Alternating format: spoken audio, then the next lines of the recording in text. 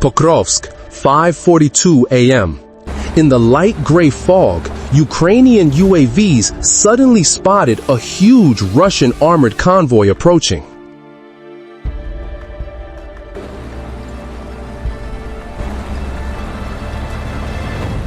The Azov regiment immediately switched to red alert.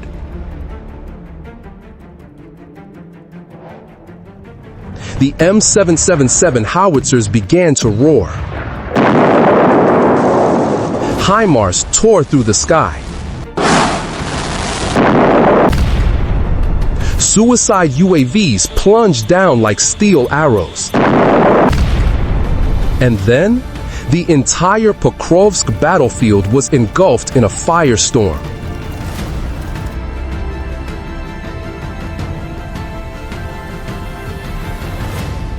What happened next, no one could have anticipated.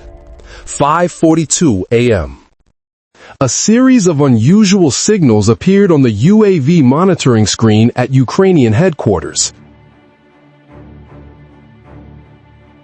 At first, they were just a few faint heat streaks at the edge of the scan range. But in less than a minute, they stretched into a long line, like a ribbon of fire slowly slithering across the frosty ground.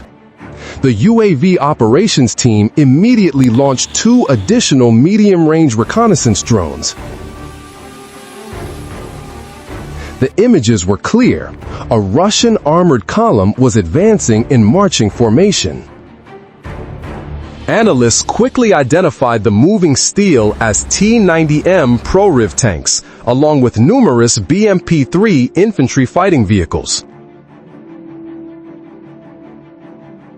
Directly behind the formation, Russia deployed 2 S-19 Mesta-S self-propelled artillery to provide fire support, creating a corridor of fire to shield the convoy.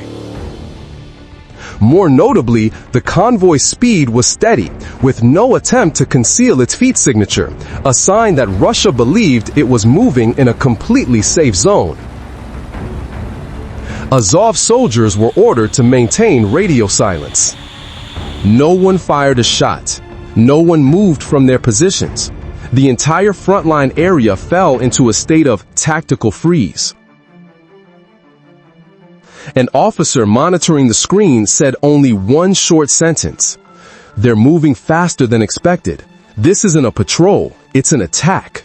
From that moment, Pokrovsk entered a state of red alert. This early detection not only marked the beginning of the battle, but also determined the entire strategy Ukraine would use in the next hour.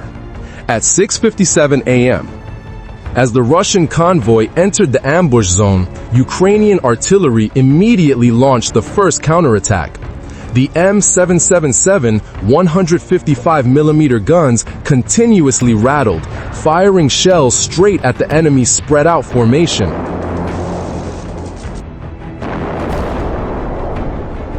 At the same time, the HIMARS launchers fired a series of high-precision rockets, tearing through the kilometer-long marching formation. In the foggy sky, Ram-I and Punisher suicide drones plunged like steel arrows, striking the center line where many tanks and troop carriers were concentrated. A series of loud explosions rocked the area, destroying many vehicles and creating a dangerous gap in the Russian convoy.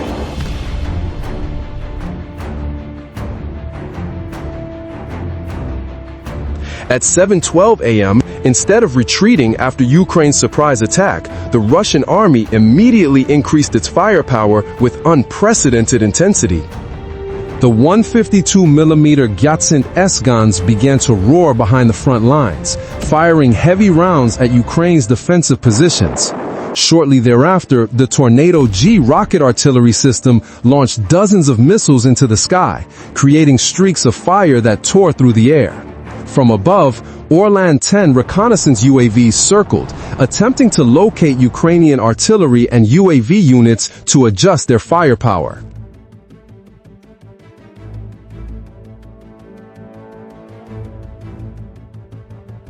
"7:48 a.m. As Russia's retaliatory fire began to slow down to readjust its formation, Ukraine immediately took advantage of this rare tactical gap to launch a second counterattack. Attack UAVs flew close to the ground, circling along the sides of the convoy to avoid Russian radar, then suddenly rose to lock on to their targets. This strike focused on hitting the enemy's command and support links, command vehicles, communications vehicles, ammunition supply vehicles, and technical vehicles. At the same time, anti-tank teams equipped with NLAW and Javelin quickly took high ground and fired anti-tank rounds into the gaps left by the first barrage. Explosions reverberated continuously, setting many Russian main battle tanks ablaze. The frontline infantry completely lost contact with their rear command, falling into a state of extreme chaos. 8:26 a.m. After two fierce attacks, Russia's massive mobile formation was fragmented and completely lost its ability to coordinate. This was the moment Ukraine launched its final all-out strike, aiming to halt all attempts to retreat and reorganize. From the south, special attack UAV units launched a series of kamikaze drones in a suppression formation, targeting intact vehicles attempting to regroup, especially technical recovery vehicles. Simultaneously, another UAV struck the ammunition truck at the rear of the convoy, causing a large secondary explosion and forming an insurmountable bottleneck, locking down the main retreat route. Simultaneously, mobile anti-tank teams, including Azov soldiers, quickly closed in on the ground. Receiving precise coordinates from the UAV, they simultaneously fired two salvos of Stugna P missiles at the lead T-90M, the last remaining tank attempting to clear a path for retreat. Two armor-piercing shells destroyed this vehicle, completely shattering Russia's plans to reorganize its formation. The entire Russian force quickly fell into a desperate situation, completely surrounded on the battlefield. 8:41 a.m. The battle quickly shifted to a phase of pursuit and blockade of the retreat route. At this point, the Russian communication system was severely disrupted, causing commanders to lose contact and forcing each group of vehicles to decide for themselves whether to leave the battlefield. However, every route had become a trap. Tank crews turning back along the old route immediately fell into an area where Ukrainian artillery had preset coordinates. A barrage of precision-guided M982 Excalibur shells was fired, hitting escape points previously marked by UAVs, causing the retreat route to quickly collapse. On the northern flank, a group of BMPs attempting to break through an open area encountered smart mines laid by Ukraine using UAVs, forcing them to abandon their vehicles and find a way to retreat on foot. In less than 3 hours, Russia's efforts were completely neutralized. UAVs confirmed significant losses. 8 tanks, 11 infantry fighting vehicles destroyed, along with char communications vehicles and numerous support vehicles.